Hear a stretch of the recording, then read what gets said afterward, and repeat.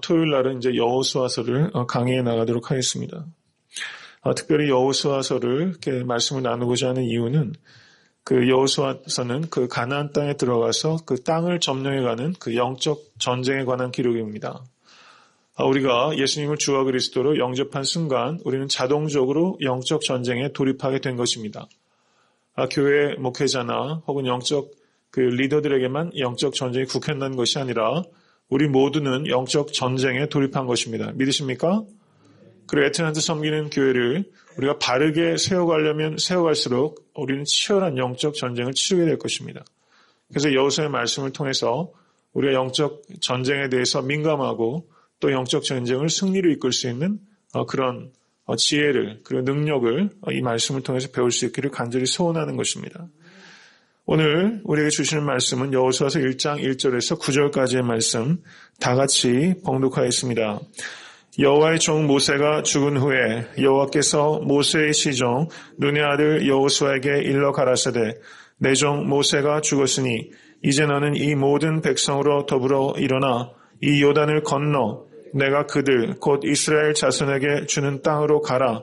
내가 모세에게 말한 바와 같이 무릇 너희 발바닥으로 밟는 곳을 내가 다 너희에게 주었노니 곧 강야와 이 레바논에서부터 큰 하수 유브라데에 이르는 해쪽 속의 온 땅과 또 해지는 편 대해까지 너희 지경이 되리라. 너희 평생에 너를 능히 당할 자 없으리니 내가 모세와 함께 있던 것 같이 너와 함께 있을 것임이라. 내가 너를 떠나지 아니하며 버리지 아니하리니 마음을 강하게 하라. 담대히 하라. 너는 이 백성으로 내가 그 조상에게 맹세하여 주리라 한 땅을 얻게 하리라. 오직 너는 마음을 강하게 하고 극히 담대하여 나의 종 모세가 내게 명한 율법을 다 지켜 행하고 좌로나 우로나 치우치지 말라. 그리하면 어디로 가든지 형통하리니 이 율법책을 내 입에서 떠나지 말게 하며 주야로 그것을 묵상하여 그 가운데 기록한 대로 다 지켜 행하라. 그리하면 내 길이 평탄하게 될 것이라. 내가 형통하리라. 내가 내게 명한 것이 아니냐. 마음을 강하게 하고 담대히 하라. 두려워 말며 놀라지 말라. 내가 어디로 가든지 내 하나님 여호와가 너와 함께 하느니라 하시니라. 아멘. 지금 이스라엘 백성에게 지금 가장 중요한 시점에 누가 죽었습니까? 모세가 죽은 것입니다. 여호와의 종 모세가 죽었다라고 기록이 1장 1절에 있고 1장 2절에도 내 종 모세가 죽었다 이렇게 말씀하고 있습니다. 성경은 그 후에 모세와 같은 선지자가 다시 일어나지 않았다 이렇게 기록하고 있을 정도입니다. 모세가 죽은 이유는 무엇입니까? 모세가 아무리 불세출의 그 영웅이고 크게 쓰임받은 자이지만 모세 소명이 다했기 때문에 하나님께서 불러가신 것입니다. 만약에 우리가 여러분께서 모세라면 이것을 받아들이기가 쉬우셨겠습니까? 모세가 얼마나 많은 역경을 겪었습니까? 모세는 죽을 때 눈이 쇠하지도 기력이 쇠하지도 않았습니다. 그런데 하나님께서는 약속의 땅에 들어가는 것을 허락하지 않으셨습니다. 저는 이것을 통해서 우리가 평생 진력을 다해서 수고를 해도 하나님께서 허락하지 않으시는 것이 있다는 것이고 하나님께서 허락하시지 않으시면 그것을 받아들이는 것이 참된 신앙인의 모습이라는 것을 이 모세의 죽음을 통해서 볼 수 있는 것입니다. 우리는 늘 내가 원하는 것과 하나님이 원하는 것을 분별할 수 있어야 됩니다. 눈앞에 있어도 하나님께서 주시지 아니하시면 그것을 Yes, Lord. 예, 그렇습니다. 내가 이것을 받아들이겠습니다. 하고 그 자리에서 모든 것들을 순종할 수 있는 이런 자세, 이것이야말로 여호와의 종, 그리고 내 종이라고 불리는 그런 참된 성도의 자세라고 우리가 생각할 수 있는 것입니다. 우리는 대개는 어떻습니까? 이 정도 상황이 되면 내가 어떻게 지금까지 해왔는데, 내가 얼마나 고생을 해왔는데, 억울해서 도저히 못 죽겠습니다. 만약에 이렇게 모세가 그런 태도로 일관했다면 그것이 모세 자신에게는 얼마나 고통스러운 것이었겠으며, 그리고 또 모세를 바라보는 이스라엘 백성들은 얼마나 낭패감을 겪었겠습니까?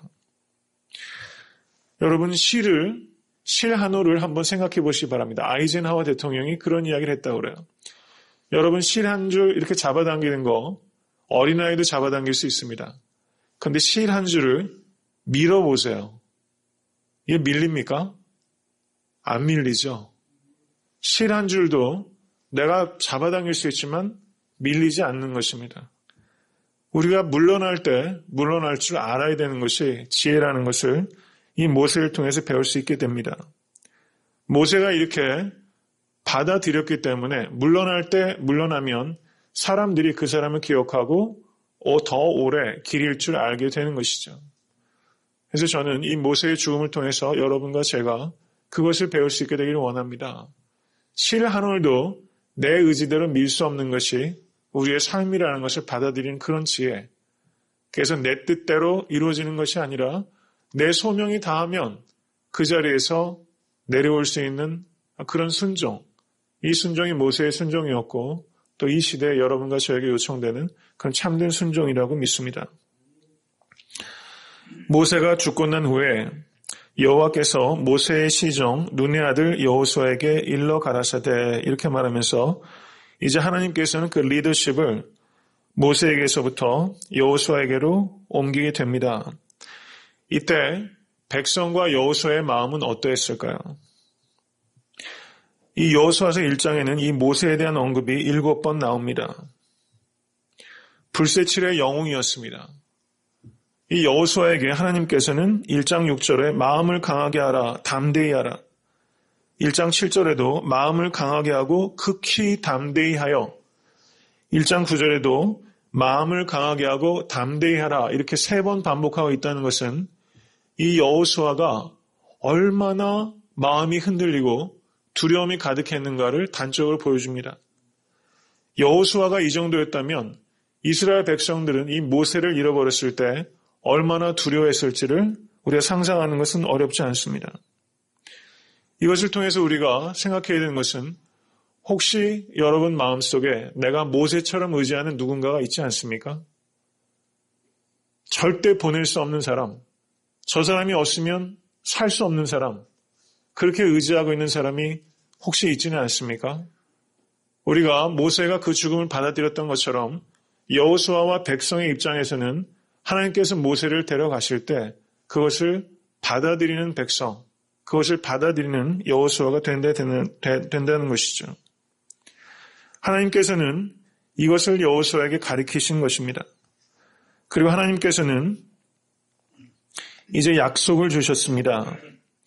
너의 평생에 너를 능히 당할 자 없으리니 내가 모세와 함께 있던 것 같이 너와 함께 있을 것임이라 이렇게 말씀하시면서 주셨던 약속을 성취하시겠다고 하셨습니다.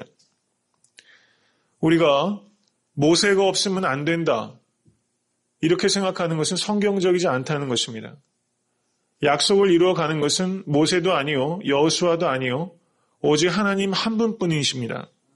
믿으십니까? 이것이 성경적인 생각입니다. 인간은 오직 도구에 불과할 뿐이고 그 약속을 이루시는 분은 오직 하나님 한 분뿐이십니다. 그래서 여러분들께서 도저히 놓아지지 않은 그 무엇을, 그 누구를 하나님께서 내려놓으라고 요청하시면 바로 그 일 때문에 그 약속은 오히려 성취된다는 것을 우리가 받아들일 수 있어야 되는 것입니다. 그래서 내 마음에 모세처럼 철석같이 의지하고 있는 그 누구, 그 무엇이 있다면 이 아침에 그것을 생각하시고 우리가 어떤 대상을 의지하는 것이 아니라 오직 하나님 한 분만 의지하기로 결단하시는 여러분과 제가 될 수 있게 되길 간절히 바랍니다. 이제 하나님께서는 그 리더십을 모세에게서부터 여호수아에게로 옮기게 됩니다. 여기서 우리에게 생각해야 되는 것은 하나님께서는 이스라엘의 많은 사람들 중에서 캔디데이트이 많이 있었을 거예요. 왜 후계자를 여호수아에게 했을까? 여호수아가 믿음의 사람이고 용기의 사람입니다. 그렇지만 그와 같은 비슷한 사람들이 많이 있었을 거예요. 한국에서도 요즘에 큰 교회 목사님들 많이 은퇴하시고 그 후계자들 이렇게 세워옵니다. 사람 세우는 것처럼 어렵고 중요한 일 없습니다. 그러면 하나님께서는 왜 여호수아를 모세의 후계자로 이렇게 세우셨을까? 우린 여기에서 우리가 지혜를 배워야 됩니다. 여호수아는 천부장도 아니고 백부장도 아니었습니다. 대제사장도 아니었습니다. 누구였습니까? 1장 1절을 보시면 모세의 시종이었습니다. 모세의 시종을 40년 동안 하면서 모세를 아주 가까운 지근에서 볼 수 있었던 사람입니다. 1장 1절에 모세를 여호와의 종이라고 언급하고 있습니다. 1장 2절에도 내 종 모세라고 하면서 모세는 여호와의 종이라고 강조하고 있습니다. 그런데 여호수아는 평생 살면서 여호와의 종이라고 불린 적이 없습니다. 죽을 때 딱 한 번 여호와의 종이라고 불렸습니다. 그리고 이제 이 이스라엘 백성들이 가나안 땅에 들어와서 땅을 정복하는 이 절대절명의 이 순간에 모세의 시종에 불과했던 어떤 의미에서는 그에게 리더십이 옮긴다는 것이죠. 이것을 통해서 우리가 배워야 되는 것은 리더는 누구인가? 종의 마음을 가지고 있는 사람이 리더로 세워진다는 것입니다. 모세의 시종으로 40년 동안 있으면서 이 여호수아는 종이 무엇인지를 본 것입니다. 모세를 통해서 여호와의 종된 것이 무엇인지를 옆에서 가까이 본 것입니다. 여러분, 모세와 여호수아가 40년을 같이 지근에서 있으면서 늘 좋았기만 했겠습니까? 40년 동안 좋은 일만 있을 수 있겠어요? 서로 마음 아픈 일들도 많이 있었을 것입니다. 해서는 안 될 말들도 했을 것이고 실수가 없었겠습니까? 이런저런 일들 많이 겪으면서 끝까지 이 두 사람의 관계가 유지됐다는 것은 어떻게 해서 이것이 가능했겠습니까? 모세는 나는 여호와의 종이라는 의식이 있고 여호수아는 나는 모세의 종이라는 의식이 있기 때문에 그런 종된 자신의 정체성이 있기 때문에 이런저런 관계의 문제성이 있지만 그것을 다 극복해낼 수 있다는 것이죠. 그리스도의 종이라고 사도 바울은 자신을 설명합니다. 예수 그리스도의 종. 사도 바울은 늘 설명하고 있거든요. 거기에서 둘루스라는 종은 새 한 마리의 값도 안 되는 노예를 의미하는 것입니다. 지금 모세와 여호수아는 나는 새 한 마리 값도 안 되는 종에 불과합니다라는 의식을 갖고 있는 것입니다. 우리가 어느 곳에 가든지 어떤 리더십의 포지션에 있든지 목회자이든지 장로님이시든지 아니면은 평신도 리더이신지 가장이든지 사장이든지 아니면 작은 공동체 리더이든지 종으로서 역할을 할 때 그 모든 관계는 참된 리더십의 본질을 갖게 되는 것이고 종으로서 섬기는 그렇게 될 때 그런 의식을 서로 가질 때 우리는 모든 갈등을 극복할 수 있다는 것이죠. 말처럼 쉬운 일이 아닙니다. 그렇지만 그런 의식을 가지고 부단히 노력하고 또 그렇지 못할 때 회개하면서 우린 정말 하나님의 종이 될 때 사람의 종이 될 수 있습니다. 예수 그리스도께서 종이 되셔서 나를 섬겨주셨다는 것을 경험한 사람만이 다른 사람의 발을 씻겨줄 수 있습니다. 제자들이 예수께서 발을 씻겨주실 때 베드로가 거절했죠. 만약에 그 거절했다면 베드로는 누군가의 발을 씻길 수 없습니다. 허락하라고 예수님께서 말씀하시지 않습니까? 그리고 세례 받으실 때도 세례 요한이 거절하죠. 그런데 허락하라고 얘기하셨어요. 우리가 그리스도께서 나를 섬겨주셨다는 것을 경험할 때 나도 누군가의 발을 씻겨줄 수 있게 되는 것입니다. 종으로서 가장 역할도 하시고 종으로서 사장 역할도 하시고 종으로서 교회에서 리더 역할도 하시는 여러분과 제가 될 때 우리는 그 역할을 성공적으로 마칠 수 있을 것입니다. 이제 1장 1절을 보시면 눈의 아들 여호수아에게 일러 가라사대라고 말합니다. 모세오경을 보시면 하나님께서 모세에게 일러 가라사대라고 75번 말합니다. 모세에게만 무려 64번을 하나님께서 모세에게 일러 가라사대 이렇게 말씀하셨어요. 하나님의 말씀이 들리기 시작해야 지도자가 되는 것입니다. 오늘 우리가 찬송할 때 청한 주의 음성 듣기를 원한다고 이렇게 찬송 드렸거든요. 우리가 내 속에서 욕심과 탐심과 재리의 유혹의 소리가 내 안에 들끓고 있으면 우리가 청한 음성 들을 수 없습니다. 우리가 이 아침에 걱정 근심 없는 사람 누구 있겠습니까? 우리가 기도할 때 먼저 내 안에 있는 그 소란한 소리를 먼저 잠재우시고 정말 새벽절의 시간에 우리가 청한 주님의 음성을 들을 수 있다면 우리는 정말 아름다운 리더로 쓰임받을 수 있는 것입니다. 이제 1장 2절을 보시면 이제 너는 모세가 죽은 지금 너는 이 모든 백성으로 더불어 일어나 이 요단을 건너 내가 그들 곧 이스라엘 자손에게 주는 땅으로 가라 이렇게 말씀하고 있습니다. 여기서 중요한 것은 요단강을 건너 가나안 땅으로 들어갈 때 혼자 건너지 않는다는 것입니다. 이 백성으로 더불어 건너가는 것입니다. 저는 이 더불어라는 말을 굉장히 좋아합니다. 더불어 건너는 것입니다. 여러분, 내가 더불어 건너야 될 사람이 있습니다. 내 가족 중에 이 이스라엘 백성이 얼마나 골칫거립니까? 오죽하면 모세가 이렇게 말했습니다. 신명기 31장 27절을 보시면 내가 너희의 패역함과 목이 곧은 것을 아나니 오늘날 내가 생존하여 너희와 함께하여도 너희가 여호와를 거역하였거든 하물며 내가 죽은 후의 일이랴. 모세가 이렇게 말했어요. 내가 살아있을 때도 이런데 내가 죽은 후에는 오죽하겠느냐. 여호수아가 이 공포가 있는 겁니다. 내 주인이셨던 모세가 죽었는데 그때도 그렇게 거역했는데 내가 모세의 시중에 불과했던 내가 리더가 되면 저 사람들이 내 말 듣겠나? 얼마나 두려웠겠어요. 이 두려움이 있는 겁니다. 근데 하나님께서는 그 백성들과 더불어 건너라고 말씀하고 계시다는 거예요. 여러분 주변에 요단강을 같이 건너야 될 남편, 자녀들, 친구들, 성도들, 내가 꼭 같이 건너 더불어 같이 건너야 될 사람이 있다는 것입니다. 헤어지면 안 됩니다. 꼭 붙들고 나에게 주어진 사람입니다. 그 사람과 같이 더불어 건너야 될 그 사람, 그 소명 감당하실 수 있게 되기를 바랍니다. 1장 2절을 보시면 매우 중요한 동사가 3개 있습니다. 일어나, 건너, 가라. 그리고 1장 3절을 보시면 밟으라는 것입니다. 신앙의 본질은 이 4가지 동사에 있어요. 일어나야 됩니다. 모세가 죽었어도 내가 철석같이 믿는 사람이 죽었어도 우리가 일어나야 된다는 것입니다. 일어나고 건너야 됩니다. 이때 요단강을 건널 때 그때는 요단강 수위가 최고조로 올라왔을 때 하나님께서 건너라고 하셨어요. 헬몬산에 눈이 녹아가지고 강이 범람할 때 그때 하나님께서 요단강을 건너라고 하십니다. 우리도 그렇게 범람할 때 인생의 파도가 격하게 밀려올 때 하나님은 그때 건너라고 말씀하세요. 그때 우리의 믿음이 정말 참된 믿음인지 아닌지를 볼 수 있게 되는 것입니다. 일어나 건너서 건넌 후에는 그 자리에 멈추는 것이 아니라 또 계속 전진하는 것입니다.